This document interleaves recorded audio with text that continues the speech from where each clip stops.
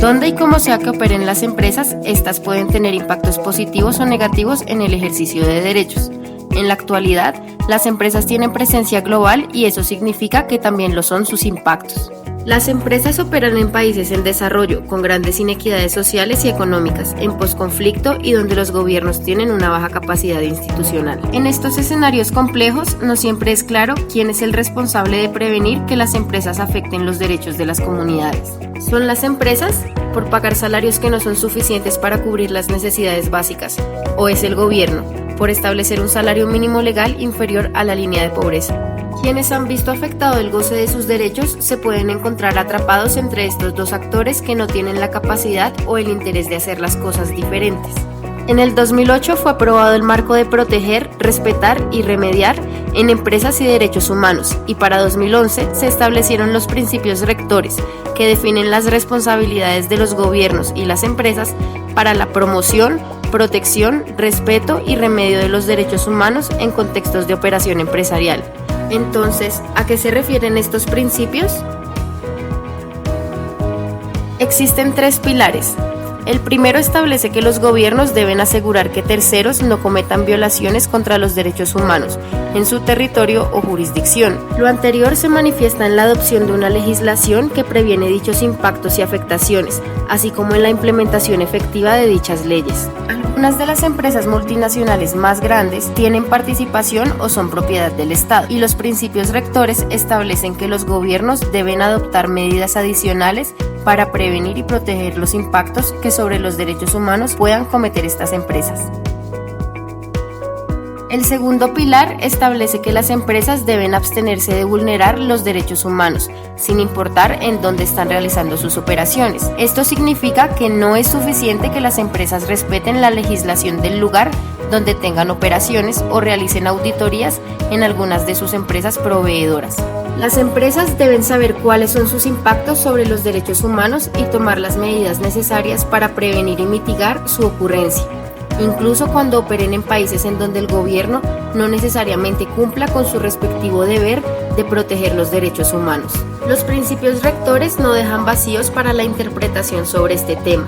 Las empresas son responsables de respetar todos los derechos humanos. Es así como construir una escuela o cavar un pozo para acceder a fuentes de agua no los exime de su responsabilidad básica de no afectar las condiciones de vida y goce de derechos de sus empleados o miembros de las comunidades de su zona de influencia.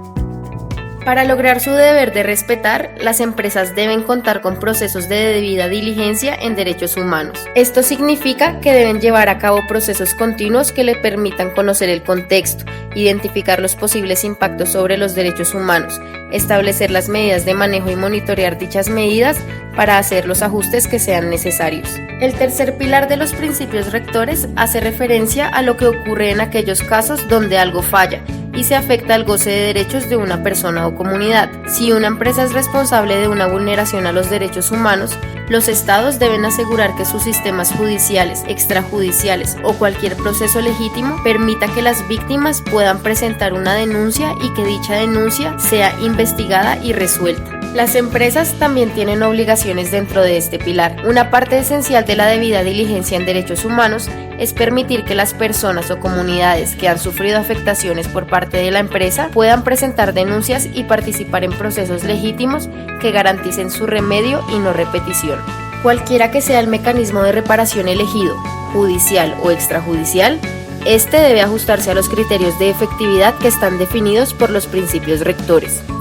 En el caso de que el sistema de denuncia sea lento o costoso o se encuentre en un lugar remoto de difícil acceso, no cumplen entonces con los criterios mínimos para asegurar el remedio.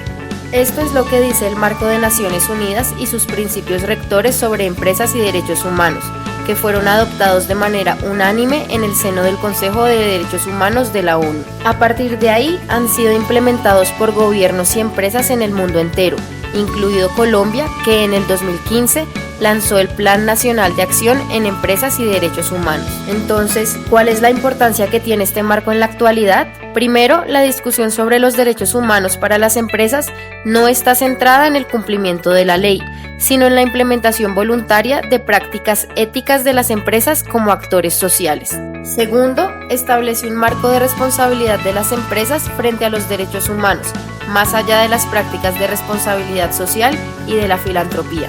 Tercero, responde claramente el interrogante de quién es el responsable de prevenir los abusos de derechos humanos. Cuarto, delimitan con mayor claridad las responsabilidades entre las partes involucradas.